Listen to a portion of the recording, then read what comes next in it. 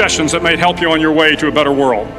And while these lessons were learned during my time in the military, I can assure you that it matters not whether you ever served a day in uniform. It matters not your gender, your ethnic or religious background, your orientation, or your social status. Our struggles in this world are similar, and the lessons to overcome those struggles and to move forward, changing ourselves and changing the world around us, will apply equally to all. So here are the 10 lessons I learned from basic SEAL training that hopefully will be of value to you as you move forward in life. Every morning in SEAL training, my instructors, who at the time were all Vietnam veterans, would show up in my barracks room, and the first thing they'd do was inspect my bed. If you did it right, the corners would be square, the covers would be pulled tight, the pillow centered just under the headboard, and the extra blanket folded neatly at the foot of the rack. It was a simple task, mundane at best, but every morning we were required to make our bed to perfection. It seemed a little ridiculous at the time, particularly in light of the fact that we were aspiring to be real warriors, tough, battle-hardened SEALs. But the wisdom of this simple act has been proven to me many times over. If you make your bed every morning, you will have accomplished the first task of the day. It will give you a small sense of pride, and it will encourage you to do another task, and another, and another. And by the end of the day, that one task completed will have turned into many tasks completed. Making your bed will also reinforce the fact that the little things in life matter. If you can't do the little things right, you'll never be able to do the big things right. And if by chance you have a miserable day, you will come home to a bed that is made, that you made. And a made bed gives you encouragement that tomorrow will be better. So if you want to change the world, start off by making your bed.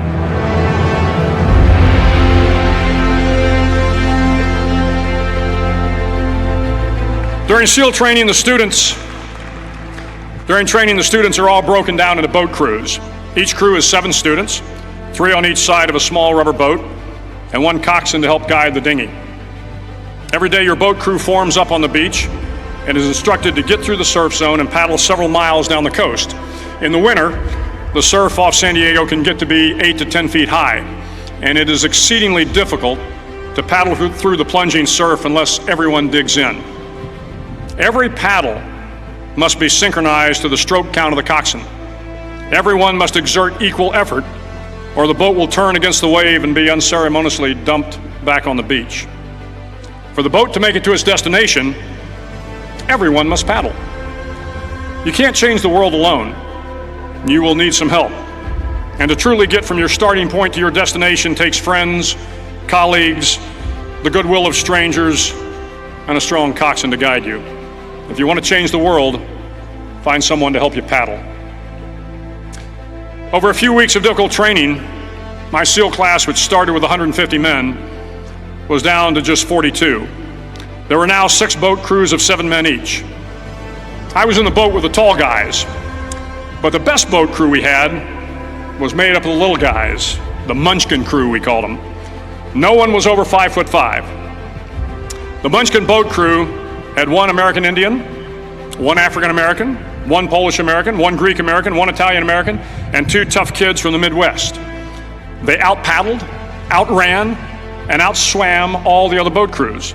The big men in the other boat crews would always make good-natured fun of the tiny little flippers the Munchkins put on their tiny little feet prior to every swim. But somehow these little guys from every corner of the nation and the world always had the last laugh, swimming faster than everyone and reaching the shore long before the rest of us. SEAL training was a great equalizer. Nothing mattered but your will to succeed, not your color, not your ethnic background, not your education, not your social status. If you want to change the world, measure a person by the size of their heart, not by the size of their flippers. Several times a week, the instructors would line up the class and do a uniform inspection. It was exceptionally thorough. Your hat had to be perfectly starched, your uniform immaculately pressed, your belt buckle shiny and void of any smudges. But it seemed that no matter how much effort you put into starching your hat or pressing your uniform or polishing your belt buckle, It just wasn't good enough. The instructors would find something wrong. For failing the uniform inspection, the student had to run, fully clothed, into the surf zone, then wet from head to toe, roll around on the beach until every part of your body was covered with sand. The effect was known as a sugar cookie. You stayed in the uniform the rest of the day, cold, wet, and sandy. There were many a student who just couldn't accept the fact that all their efforts were in vain, that no matter how hard they tried to get the uniform right, it went unappreciated.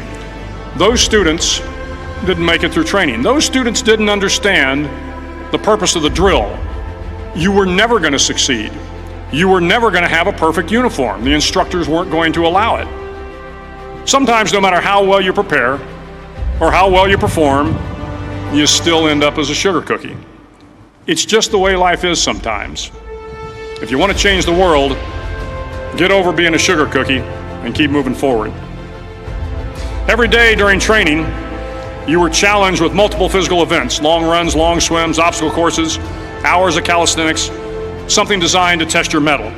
Every event had standards, times you had to meet. If you failed to meet those times, those standards, your name was posted on a list, and at the end of the day, those on the list were invited to a circus.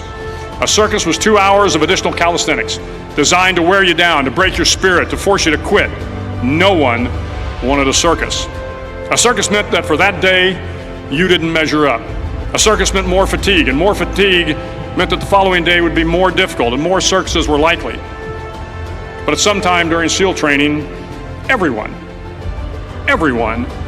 made the circus list. But an interesting thing happened to those who were constantly on the list. Over time, those students who did 2 hours of extra calisthenics got stronger and stronger. The pain of the circuses built inner strength and physical resiliency. Life is filled with circuses. You will fail. You will likely fail often. It will be painful. It will be discouraging. At times, it will test you to your very core. But if you want to change the world, don't be afraid of the circuses. At least twice a week, the trainees were required to run the obstacle course. The obstacle course contained 25 obstacles, including a 10-foot wall, a 30-foot cargo net, a barbed wire crawl, to name a few. But the most challenging obstacle was the slide for life. It had a 3-level, 30-foot tower at one end and a 1-level tower at the other. In between was a 200-foot long rope. You had to climb the 3-tiered tower, and once at the top, you grabbed the rope, swung underneath the rope, and pulled yourself hand over hand until you got to the other end. The record for the obstacle course had stood for years when my class began in 1977. The record seemed unbeatable until one day a student decided to go down the slide for life head first. Instead of swinging his body underneath the rope and inching his way down, he bravely mounted the top of the rope and thrust himself forward. It was a dangerous move, seemingly foolish and fraught with risk. Failure could mean injury and being dropped from the course. Without hesitation, the student slid down the rope perilously fast. Instead of several minutes, it only took him half that time. And by the end of the course, he had broken the record. If you want to change the world, sometimes you have to slide down the obstacles head first. During the land warfare phase of training, the students are flown out to San Clemente Island, which lies off the coast of San Diego. The waters off San Clemente are a breeding ground for the great white sharks. To pass SEAL training, there are a series of long swims that must be completed. One is the night swim.